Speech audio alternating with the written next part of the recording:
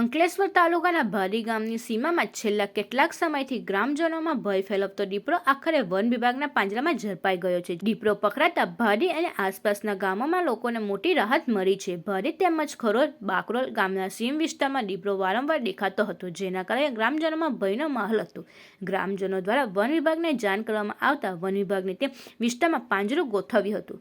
ભારી ગામની સીમામાં મુકાયેલા આ પાંજરામાં દીપડા ફસાતા વન વિભાગે તેના કબજે લીધો છે. વન વિભાગ દ્વારા દીપડાને સુરક્ષિત સ્થળે ખસેડવા અને આગળની કાર્યવાહી હાથ ધરવામાં આવી છે. અત્રે ઉલ્લેખનીય છે કે છેલ્લા 3 મહિનામાં ભારી ગામમાં 3 દીપડા પાંજરે પુરાયા છે. ગામમાં આવેલા તબેલામાં વાછરડાના મારણ કરી ચૂક્યા છે.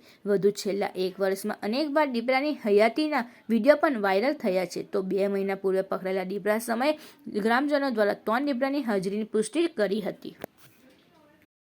ભારી ગામ ખાતે આજે એક ફિમેલ માદા પાંજરે પુરાયેલી છે અને અગાઉ પણ 2 થી 3 પકડાઈ ચૂકેલા છે. અને આ લેપર્ડના લીધે અમારા ગામના ખેડૂતોમાં એક ડરનો માહોલ રહે છે. તો વન વિભાગના અધિકારીને અમારી એક ગુજારિશ છે કે વધુમાં વધુ પાંજરા અમને મળે અને આ દીપડા જે છે તો એ પાંજરે પુરાય તો અમારા ભારી ગામના લોકોને એક રાહતનો શ્વાસ મળે. અને આ જે રસ્તો છે એ મેન રસ્તો છે ગ્રાઉન્ડ માટે આવવા જવા માટે, ગામ માટે, નોકરીવાળા લોકો માટે આવવા જવા માટે. તો એક ગુજારિશ કરું છું કે વધુમાં વધુ પાંજરા મળે અને જલ્દીથી જલ્દી જેટલા પણ દીપડા છે એ પાંજરે પુરાય અને અમારા ગામના લોકોને રાહતના શ્વાસ મળે.